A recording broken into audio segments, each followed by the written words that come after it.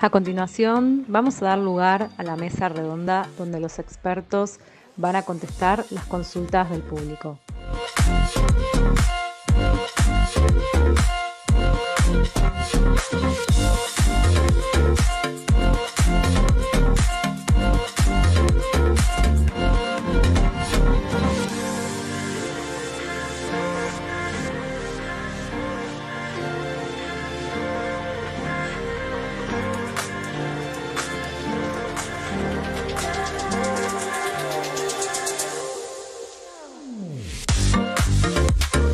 Bueno, aquí estamos en conjunto con todos los disertantes y especialistas en cada una de las áreas, de las disciplinas, sobre todo todas vinculadas a la refrigeración. Vamos a empezar en el orden que se desarrollaron las charlas. Le voy a dar la palabra al ingeniero Crosetto y le tiro alguna. Él debe tener agendadas las preguntitas que se fueron dando en el chat o en la inscripción. Pero empezamos con la primera, Javier. Preguntaban sobre velocidades de congelado en los TRB o en general, velocidades para congelar productos. Sí. Bueno, como vos sabrás mejor que yo, las velocidades no deben ser inferiores a los 5 metros por segundo promedio a lo largo del túnel. Seguramente cerca del evaporador tendremos más y llegando ya casi al final va disminuyendo la velocidad. Esa es más que nada la velocidad que deberíamos tener. Tener más velocidad también es un problema, ¿eh? Tener exceso de velocidad es un problema porque hay una cuestión que se llama coeficiente de película de transmisión, de que uno puede ponerle más velocidad, pero si no baja la temperatura, la transmisión es exactamente la misma. Entonces, básicamente lo que estamos haciendo es perdiendo energía, básicamente, ¿no? Entonces yo creo que hay un equilibrio, y el equilibrio es 5 metros por segundo, sería el numerito que uno debería recordar ahí, ¿no? Después y siguiendo con la dinámica de esta clase de preguntas un poco más de refrigeración, me han preguntado sobre el descongelamiento, ¿cuál es la mejor forma de descongelar? En realidad, y cada cuánto se descongela, un túnel de congelamiento continuo bien administrado, con sus zonas de ingreso de humedad bien resueltas, se puede descongelar tranquilamente cada 15 días, inclusive más. Ahora bien, ¿cuál es el método de descongelamiento más adecuado? Para mí es una mezcla de dos métodos, que es el gas caliente y el agua. ¿Por qué? El gas caliente hay que tener mucho cuidado con qué hacer con esa cantidad de amoníaco, dónde llevarla y ir vaciando el evaporador. Y el gas caliente, ¿cómo actúa sobre el evaporador? Desprende el hielo de manera en el tubo, y mediante la acción mecánica del agua uno puede barrer con el hielo que estamos trabajando ahí. Por supuesto que esas son las dos formas mezcladas, hacen que el tiempo de descongelamiento del evaporador disminuya. Ahora bien, si solamente utilizamos agua, hay que entender que en un evaporador de más o menos 7.000 metros cuadrados, que tendría que tener esto, multiplicado por una capa de hielo de 0,5 milímetros, te da 37 metros cúbicos que hay ahí de agua, lo cual son 37.000 litros que hay que descongelar en ese ambiente, ¿no? El agua tardaría un poco más solamente con agua. Entonces, yo les recomiendo que tengan los dos métodos. Hay que tener cuidado porque todas estas maniobras son, en general, en todos los túneles y de mayor porte, son de maniobras manuales. Y por último, para darle paso bueno, me preguntan algo sobre paneles solares. Yo creo que paneles solares sí, para la luz, para la luz interior quizás le podamos poner paneles solares. No, es bastante complicado la aplicación de paneles solares en 1.500 kilovatios, que tendría que tener un consumo más o menos de un túnel común. Hablo bajo todo concepto. Realmente escapa a mi situación, pero estoy seguro que es bastante difícil de lograr eso. Y la última, no, creo que esas eran más o menos las preguntas. El tiempo de descongelamiento de esta clase de túneles. Bueno, si uno utiliza estas dos técnicas, puede llegar a lograrlo, a descongelarlo en 3-4 horas. Y una cosa, las cajas pegadas debido al descongelamiento. Me ha ocurrido muy pocas veces que se han pegado cajas en túneles de congelamiento. Tienen que estar en una situación muy grave. Inclusive hace poco me ha ocurrido que se ha incendiado un túnel y lo hemos puesto, eso es un buen descongelamiento, y lo hemos puesto en funcionamiento nuevamente, lo hemos puesto rápidamente en funcionamiento y no tuvimos esa situación. Realmente no sé qué decirle, no me ha pasado, no me ha pasado muy seguido ese tema. Por eso no tengo experiencia sobre eso, pero entiendo que no debería afectar el descongelamiento y más si lo hacemos como lo estoy diciendo y controlamos la humedad interior y la humedad de cajas, estaríamos bien. Nada, esas son más o Perfecto, menos las preguntas. Javier. Muchas gracias. No, Me repito una frase tuya. ¿Cuál es la mejor forma ah, de no despistarse en una curva? Es decir, no entrar pasado, ¿no es cierto? Acá aplicándola ¿cuál es la mejor forma de descongelar? La mejor forma de decir, diría yo, que es evitar el ingreso de humedad. claro, Y bueno, yo siempre digo, el descongelamiento es un mal necesario, ¿no? claro, Peor es funcionar con un evaporador congelado. Y más bien descongelar a tiempo, por lo tanto la frecuencia es importante, cada uno la determinará en función a su ingreso de humedad que tenga, más o sí, menos deshumectadas las entradas, pero para algunos, como dijo Javier, serán 15 días promedios, para otro que haya hecho mejor las cosas y cuide mejor el ingreso de humedad, puede llegar a ser hasta un mes. sí, claro, Pero sin duda, nunca dejar de acumular hielo de más, ¿no? Porque va a trabajar de manera incorrecta. Lo importante es descongelar a tiempo. tal cual, tal cual, tal cual. Buenísimo, gracias por tu aporte, Javier. Ah, Bueno, ya que agarré la palabra, mi segunda charla, tengo apuntadas algunas cositas. Susana me preguntaba sobre la apertura de puertas. Bueno, enganchamos justo. En cámaras de fresco. Bueno, en cámaras de fresco, el refrigerante, por más que tenga aire sobre 0, 2 a 4 grados, el refrigerante está por debajo de 0. Entonces, también la apertura de puertas va a significar ingreso de humedad. Por supuesto, ingreso de calor, pero ingreso de humedad.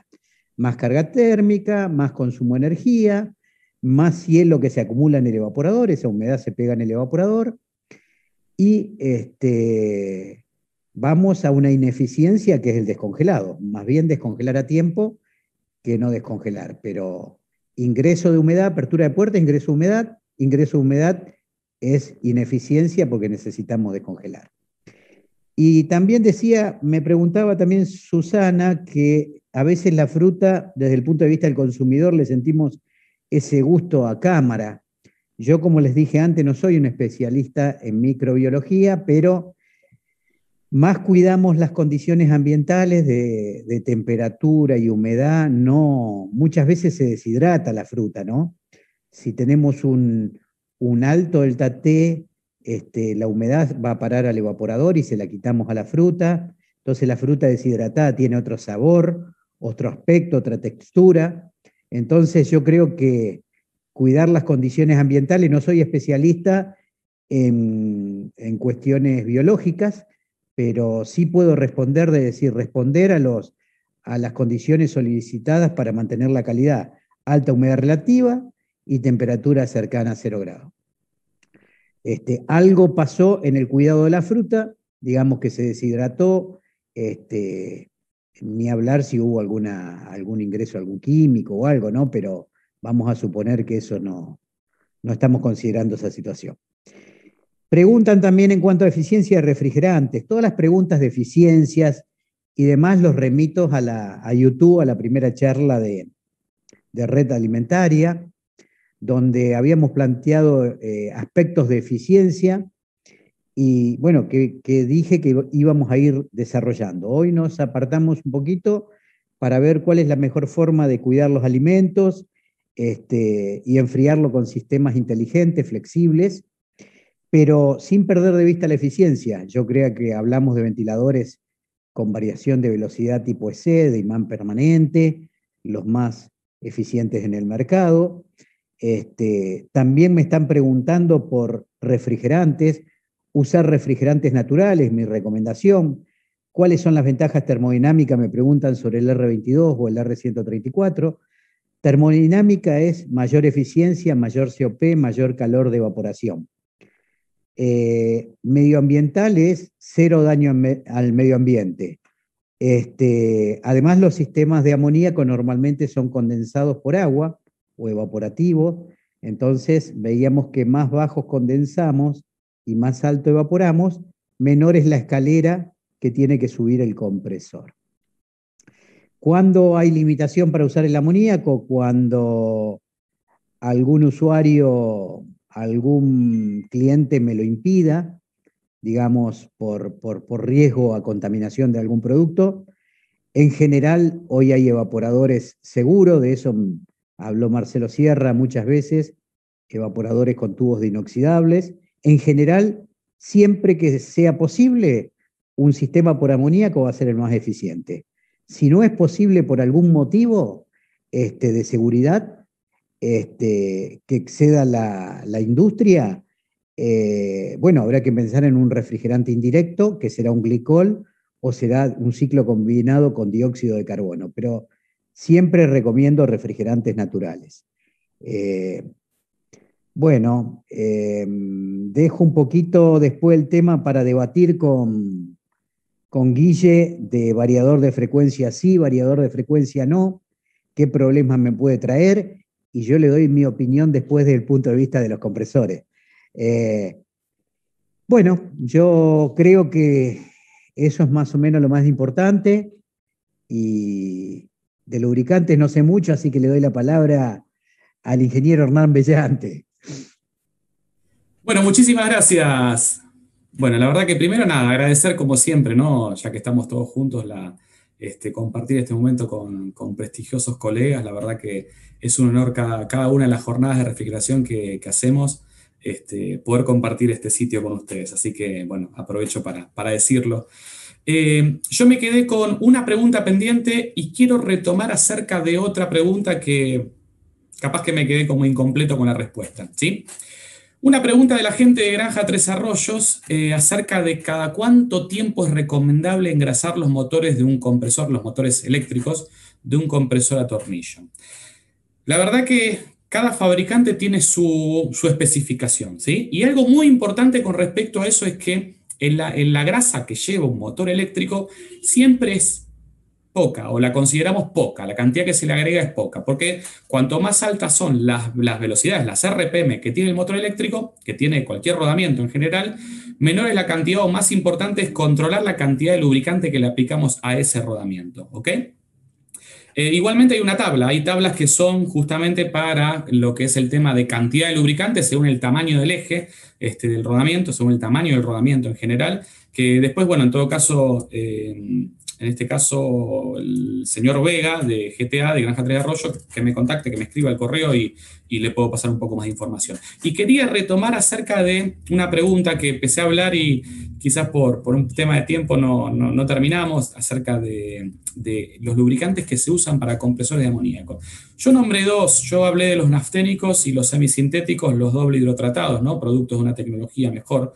La verdad que yo nombré el nafténico porque es una tecnología existente, pero es una tecnología de 50 años atrás, una tecnología que es como decir que hoy en día a un coche 0 kilómetros le pongo un aceite normal, el motor no lo voy a romper, ¿ok?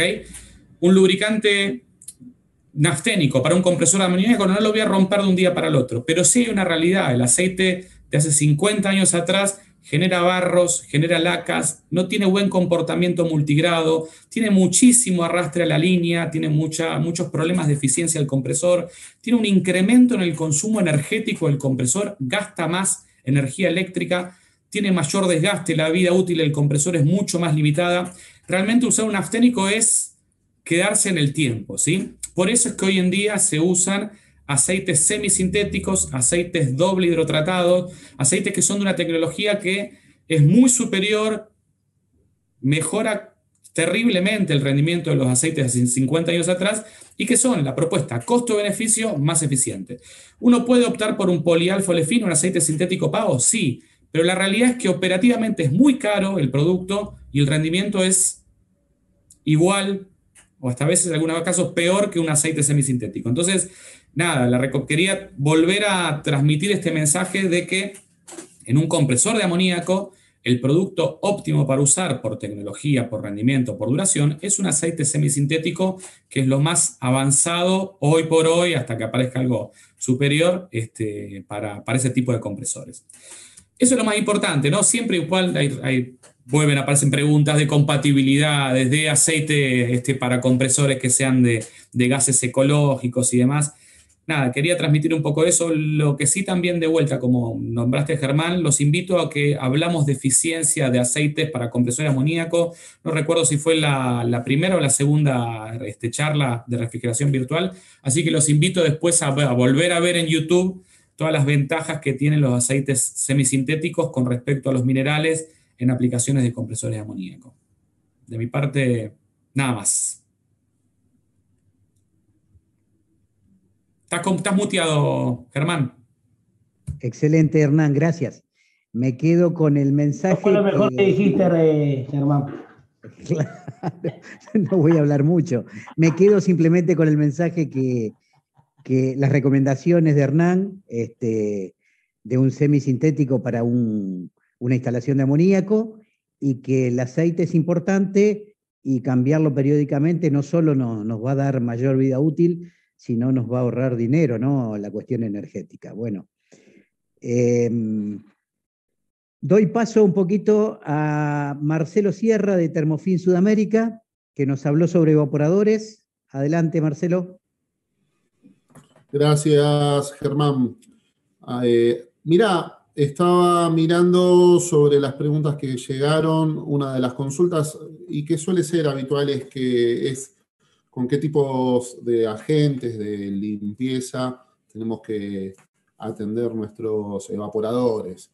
Así que no hay mucho misterio. Esto venía a colación de la pregunta sobre el material de aletas, cuando es con recubrimiento epoxi. Se utilizan los mismos agentes, los comúnmente utilizados. Siempre estamos hablando de pronto detergentes, ya sea para limpieza manual, y estamos hablando de soluciones que tienen que ser levemente alcalinas. Así que no hay mucho que agregar. Hay nombres comerciales y que se encuentran comúnmente. Así que después, va a depender si tenemos ambientes más propensamente grasos, va a depender del tipo de suciedad, ¿no? Pero bueno, básicamente la respuesta es las soluciones que hoy están en el mercado, los equipos son totalmente aptos.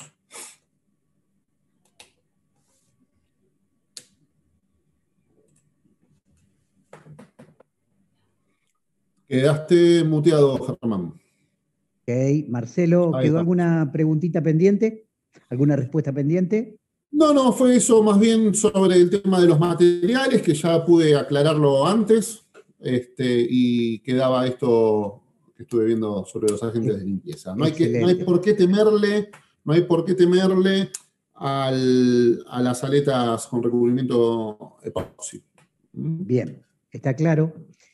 Seguimos con el ingeniero Guillermo Rubino del INTI de Rafaela, que nos dio recomendaciones higiénicas, todo un sistema de gestión a seguir. Adelante, Guillermo, con las consultas que tuviste. Bueno, muchas gracias, Germán.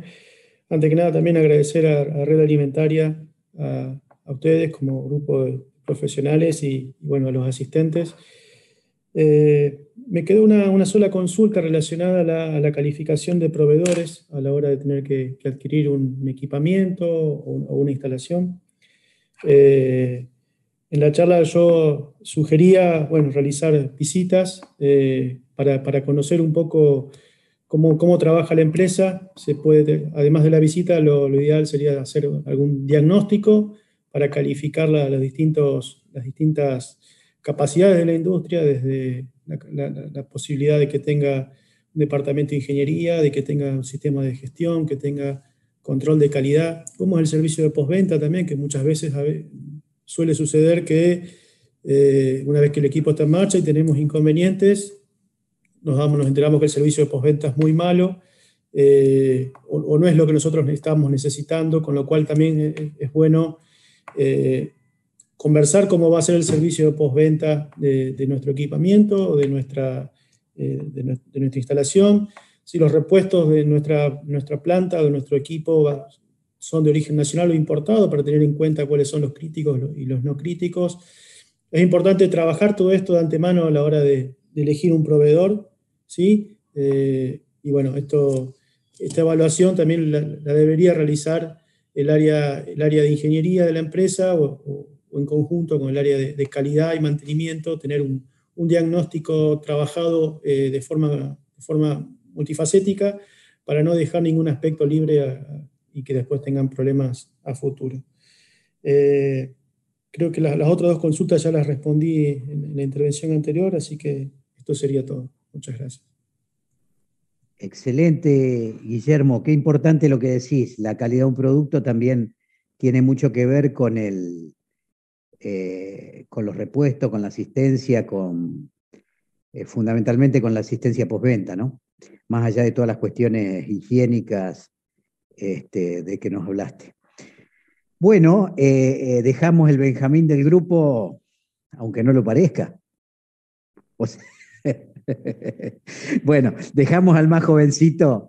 Esto es simplemente una cargada personal, pero tenemos una buena relación desde el momento de la Facultad UTN. Bueno, en representación de la UTN, de Rafaela, ¿Por el eso ingeniero... usan los mismos auriculares de los dos? ¿Cómo? No. No, los tuyos son más agresivos, ¿eh? Los míos son más sobrios. El más jovencito usa cuestiones. ¿No hay que ir a la UTN para usar eso? No sé. Bien, Guillermo, vayamos a lo técnico. Muy interesante tu charla. No sé si tenés algunas preguntas agendadas. Yo tengo alguna pregunta de examen para hacerte después. Dale, como para rememorar viejas épocas. Claro. Bueno, gracias a todos por estar, realmente quedarse hasta el final. Siempre es un placer estar con ustedes. Y bueno, algo que quedó en YouTube ahí pendiente,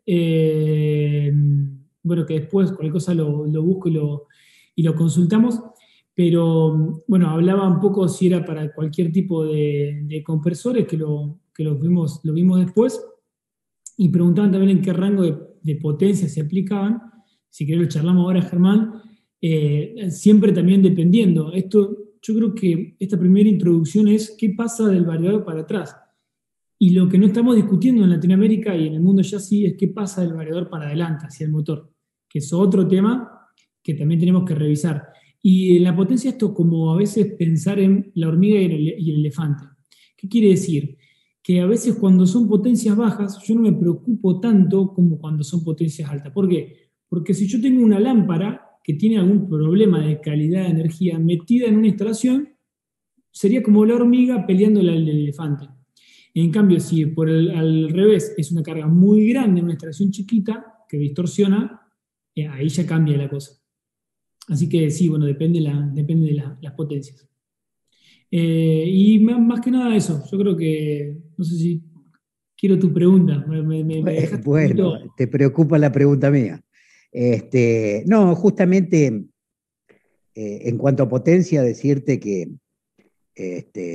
hay de todo, encontramos de todo, ¿no? Desde pequeñas potencias, adaptado bien, como vos dijiste, a todo tipo de compresores, sobre todo de tornillos, si hablamos de amoníaco industrial, y encontraremos en el mercado compresores de 600 HP, 800 HP y 1000 HP con variador de frecuencia. Tengamos en cuenta que un variador de frecuencia, quizás así, abuelo de pájaro, puede costar 3 veces lo que cuesta un arrancador suave, ¿no?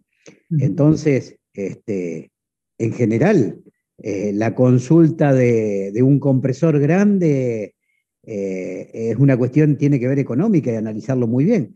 Más allá de todo lo que vos decís, los líos que nos mete en la calidad de energía, ¿no?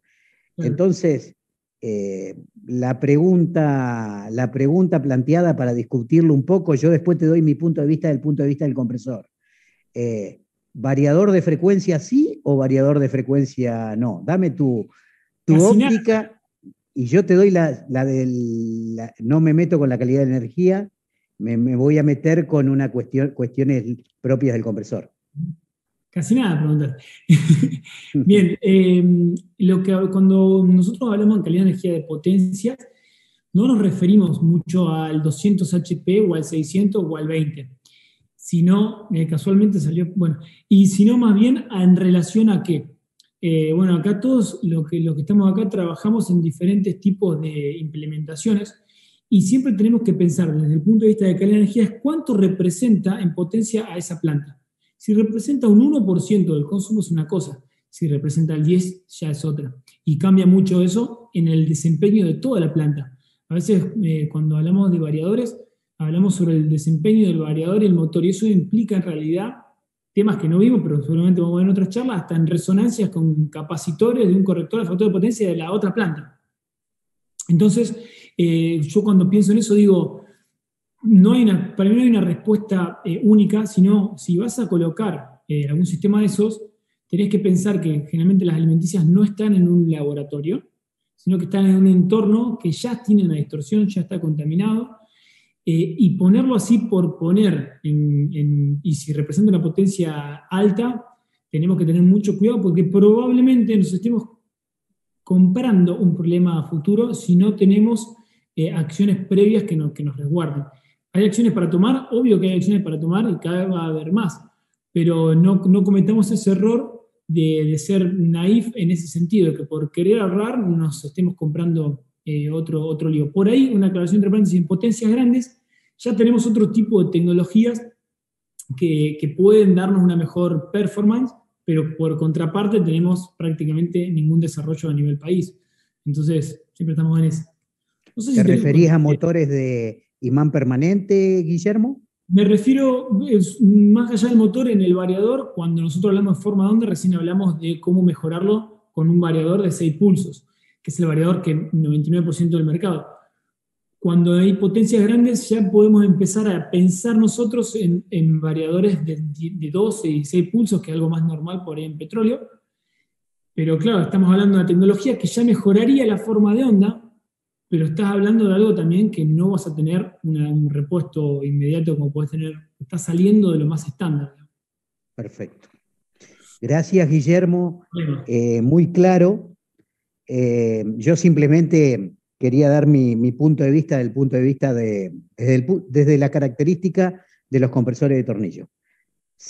La mayoría sabe que los compresores de tornillos, de forma estándar, traen un variador de capacidad continuo, muy buena, puede mantener muy bien la capacidad desde el 10% de capacidad al 100%, pero con una eficiencia muy baja, cuando bajamos del 80%, cada vez peor. ¿Qué quiere decir una eficiencia baja?